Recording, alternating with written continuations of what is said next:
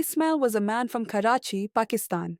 He worked as a taxi driver, but the rising inflation and the difficulties of living in such challenging conditions made his life harder.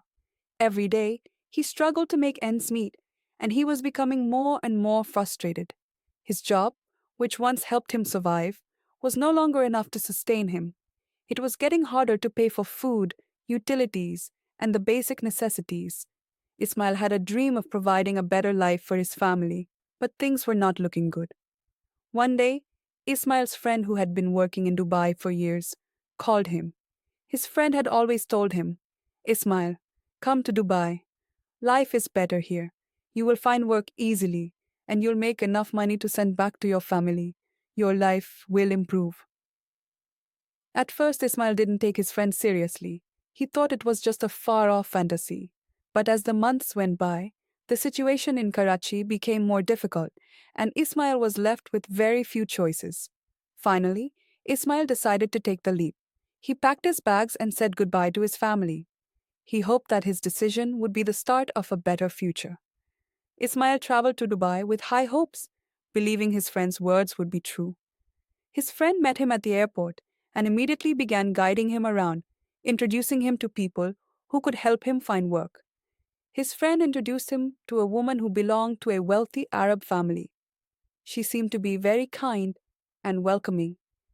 She told Ismail that she could help him get a job as a driver, and she reassured him that his living and food would be taken care of.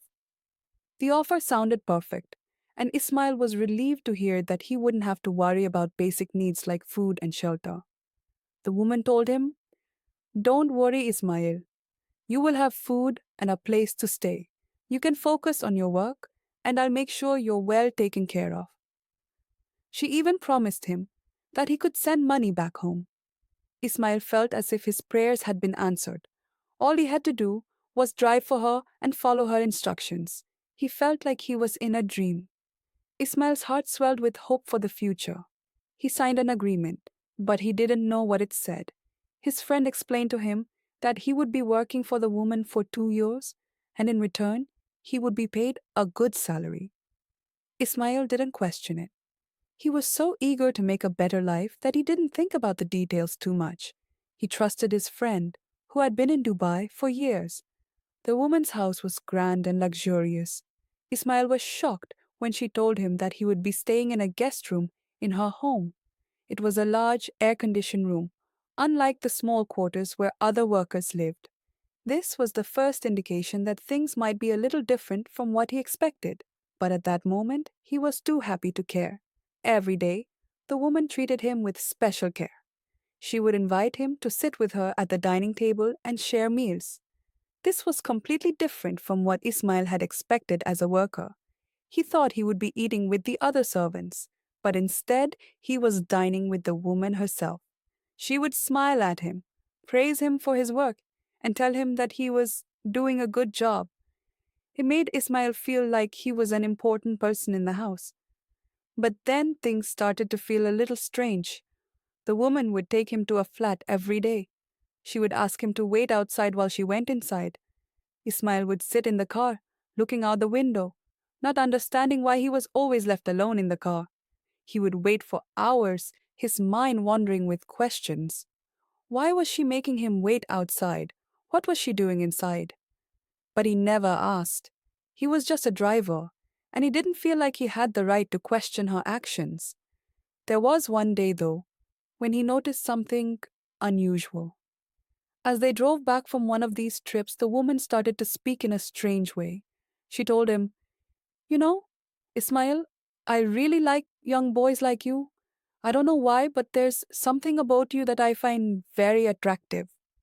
Ismail was caught off guard by her words. He didn't know how to respond. His heart started racing, and he felt a sense of unease. The woman continued, "I hired you because you're strong and healthy. I need someone like you to help me. You see, I've had many workers before, but there's something different about you." Ismail didn't understand what she meant. He was confused and nervous, but he didn't say anything. He simply nodded and focused on driving. As the days went by, the woman's behavior became more peculiar. She would make him sit next to her on the sofa, even though he was just a servant. She would dress him in new clothes every week, buy him gifts, and make him feel like he was special. He was constantly on edge, unsure of what was happening. Was she trying to be kind, or was there something more going on? Ismail didn't know. One day, after he had dropped off some girls at the flat, he noticed something unsettling. The girls would get in the car looking sad, and they wouldn't look at him. They would hide their faces, and sometimes he would hear them crying softly. It made Ismail feel uneasy. He started to wonder if there was something going on that he didn't understand. Ismail finally gathered the courage to ask one of the girls what was going on. She broke down in tears and told him, "Everything is happening because of you. You're the reason my life has been ruined." The girl explained that the woman was forcing young, helpless girls like her into terrible situations. Ismail was shocked. He never imagined that the woman, who seemed so kind at first, was actually running a terrible operation. She had been hiring young men and women from Pakistan and other countries, and then sending them to different men for money. These innocent people were being exploited, and Ismail had been unknowingly a part of it. He felt a deep sense of guilt wash over him. He hadn't seen the truth before, but now it was clear. The woman was running a sex trafficking ring, and he had unknowingly helped her. Ismail couldn't keep quiet anymore. He decided to go to the police and tell them everything. At first, they didn't believe him.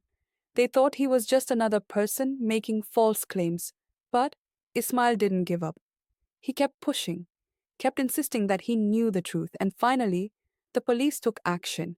They arrested the woman and shut down her operation. Ismail's bravery didn't go unnoticed. The police praised him for coming forward and stopping a terrible crime. The story was published in the newspapers, and Ismail became a hero. He was able to use the reward money to buy his own taxi and start a new life. He felt proud of what he had done, but also deeply saddened by the lives that had been ruined. He had learned an important lesson. Sometimes, things aren't always what they seem, and it's important to question everything and stand up for what's right. Though his life had taken an unexpected turn, Ismail was determined to move forward, and he promised himself he would never again let anyone take advantage of his kindness.